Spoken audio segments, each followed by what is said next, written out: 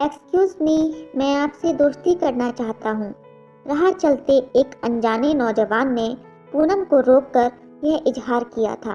गुस्से में तमतमाए लाल सुर्ख चेहरे के साथ पूनम ने उसकी ओर कुछ यूं देखा कि वह 2 कदम पीछे हट गया। शायद इस मूक चेतावनी के लिए पहले से तैयार था और कुछ पल के मौन के बाद दोनों अपनी अपनी दिशा में चल दिए। दिन बीता। अगली सुबह रोजाना की तरह पूनम कॉलेज के लिए निकली, लेकिन ज्यों ही गेट खोला सामने वही नौजवान खड़ा मिला। वह अवाक रह गई। तुम घर तक पहुंच गए, क्या चाहते हो? क्या बिना जुबान खोले बात समझ में नहीं आती? पूनम ने सवालों की बौछार कर डाली। लड़के ने दोबारा वही दोहराया, क्या मैं आपसे दोस्ती कर सकता हूँ? पूनम ने फौरन कहा, नहीं, मेरे पास दोस्तों की कमी नहीं है, आप ये घटिया हरकतें करना छोड़ दें। लड़का खामोश रहा और कुछ दूर खड़ी अपनी गाड़ी में बैठ निकल गया। पूनम गेट पर ही खड़ी सोचती रही, अजीब इंसान है, कितनी हिम्मत है कि घर की दहलीज तक पहुंच गया। ना जाने यहाँ का पता कैसे मिला। मन में हलचल सी मची थी पूनम की, फिर भी उसने खुद को संभाला और कॉलेज रवाना हो गई। इस घटना को हफ्ते से ज़्यादा गुजर चुके थे। पूनम कॉलेज की लाइब्रेरी से किताबें लेकर बाहर आ रही थी, तभी सीढ़ियों पर नज़र अचानक एक दुबले पतले से लंबी कदकाठी के लड़के पर गई। चेहरा जाना पहचाना लगा। जब तक वह आगे बढ़ती, वह नौजवान उसके करीब आ गया और पूछा, क्या मुझसे दोस्ती करेंगी?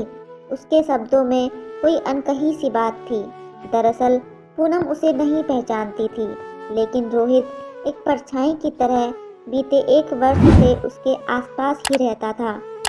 दोनों एक ही कॉलेज में पढ़ते थे। पूनम इकोनॉमिक्स में ऑनर्स कर रही थी, रोहित फिजिक्स में। पहले की तरह इस बार पूनम ने कोई जवाब नहीं दिया, न ही उसके हाव भाव बदले। वह चुपचाप चल दी वहां से। रोहित के कदम वहीं ठहरे रहे। मौसम ने करवट ली।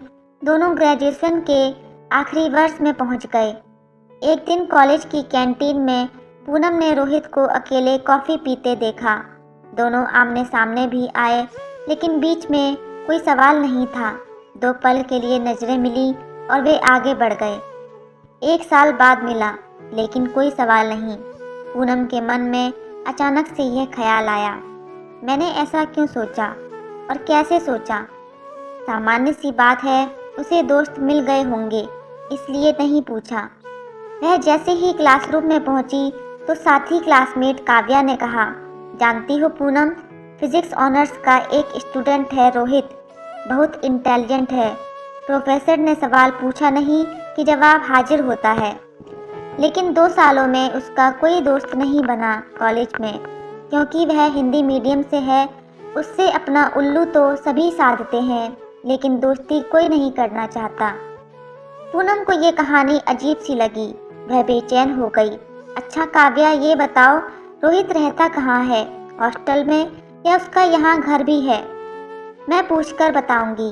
ये कहते हुए काव्या वहाँ से चल दी। लेकिन पूनम को चैन कहाँ आया था। उसने रोहित के बारे में खुद से पता करने का फैसला लिया। अगली सुबह वह उसी समय कैंटीन पहुंची जब रोहित को देखा था। उसके अंतर्मन की आवाज़ सही थी। वह कैंटीन के उसी कोने में गुमसुम सा बैठा था। पूनम उसके पास गई। हेलो रोहित, मैं पूनम, क्या हम दोस्त बन सकते हैं? रोहित ने फौरन कहा, हाँ क्यों नहीं, मुझे मालूम था कि ये दिन जरूर आएगा जब हम दोस्त बनेंगे। इसके बाद तो मानो दोनों ऐसे मिले कि कितने जन्मों से जानते हों एक दूसरे को। फाइनल ईयर पलक झपकते ही गुजर गया। पूनम को गुड़गांव की ही एक कंपनी में अच्छी जॉब मिल गई। वहीं रोहित स्कॉलरशिप पर मास्टर्स करने के लिए यूएस चला गया, लेकिन दोस्ती बरकरार रही। हाँ, इसी दूरी ने दोनों को यह एहसास करा दिया कि रिश्तों को अब नया रंग देने का समय आ गया है। पूनम रोहित के लौटने का इंतजार करने लगी। स्काइप पर दोनों की बातें होती तो पूनम एक ही सवाल पूछती, तुम्हारी छुट्टियां कब हो रही हैं रोहित? 6 महीने गुजर चुके थे। पूनम दफ्तर में थी, तो फ़ोन बजा। पूनम, मैं दिल्ली एयरपोर्ट पर तुम्हारा इंतज़ार कर रहा हूँ। क्या? तुम वहीं रुको, मैं आ रही हूँ। 1 घंटे में दोनों फिर आमने सामने आए। इस बार रोहित ने सवाल किया, क्या तुम मुझसे शादी करोगी? पूनम का चेहरा फिर से लाल हो गया, लेकिन खुशी से जवाब दिया, हाँ करूँगी, लेकिन घर वालों की इजाज़त से। ठीक है, मैं तैयार हूँ। कब मिलना है उनसे? रोहित ने पूछा। दूसरे दिन मिलना तय हो गया। पूनम की खुशी छिपाए नहीं छिप रही थी, लेकिन पापा को लेकर मन की शंका को कैसे दूर करे। वे तो इतने रूढ़िवादी हैं कि कहीं मिलने से ही इनकार न कर दें। शाम ढली, अंधेरा छाया। दिल के किसी कोने में भी रात ने दस्तक दी, हालांकि उम्मीद का दामन नहीं छोड़ा। सुबह 6 बजे ही सूरज की किरणों ने नींद से जगा दिया। पूनम ने सीधे रोहित को फ़ोन लगाया। ठीक 12 बजे पहुंच जाना। पापा समय के बहुत पाबंद हैं। ओके, जैसा हुक्म। इधर घड़ी की दोनों सुइयां 12 पर पहुंची कि दरवाजे पर घंटी बजी। उस पार रोहित खड़ा था। पापा उसे सीधे अपनी स्टडी रूम में ले गए। 1 बजे दोनों बाहर निकले। सामान्य दिखने व व्यवहार करने की कोशिश कर रहे थे दोनों, लेकिन कुछ तो बात हुई थी। हम सभी ड्राइंग रूम में बैठे, इधर उधर की बातें हुईं और रोहित चला गया बिना कुछ कहे और बोले। वो दिन था और आज का दिन है। 14 साल हो गए, रोहित और पूनम नहीं मिले। हाँ, दोनों ने एक दूसरे की जिंदगियों पर नज़र जरूर रखी। रोहित अमेरिका में बस गया। वह एक नहीं कई कंपनियों का मालिक बन चुका था। वहीं एक अंग्रेज से शादी भी कर ली थी। इधर पूनम की शादी तो हुई, लेकिन दूल्हे ने पहले ही दिन कह दिया कि वह किसी और से प्यार करता है। पूनम विदाई के तीसरे ही दिन मायके लौट आई। 2 साल लगे, पति से तलाक भी मिल गया। जिंदगी अपनी रफ्तार से चल रही थी। पूनम ने काम में खुद को डुबो लिया था। गुड़गांव पीछे छूट गया था। मुंबई नया बसेरा बन गया था। तभी अचानक 15 साल बाद एक दिन फ़ोन आया। क्या मैं पूनम जी से बात कर सकता हूँ? हाँ, बोल रही हूँ। आप कौन? मैं रोहित। फ़ोन पर 2 मिनट का सन्नाटा छा गया।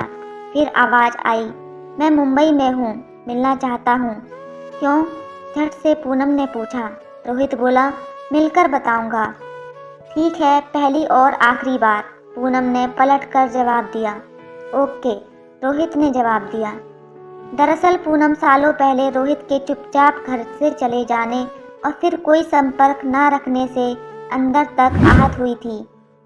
वह उस घटना को भुला नहीं पाई थी। खैर, दोनों तय समय पर मिले। रोहित के सच से पूनम हैरान रह गई। रोहित ने कहा, तुम्हारे पापा चाहते थे कि मैं अमेरिका जाऊं और रिसर्च पूरी कर इंडिपेंडेंट बनूं, फिर तुम्हारा हाथ मांगने आऊं। ये हम दोनों के बीच का सीक्रेट था, लेकिन तुमने मुझे गलत समझ लिया, शादी भी कर ली। तब मैंने भी सूजी को हाँ कह दी, लेकिन हम दोनों एक दूसरे के लिए नहीं थे, इसलिए तुमसे तुम्हारा साथ मांगने आया हूँ। पापा तैयार हैं। पूनम मौन थी।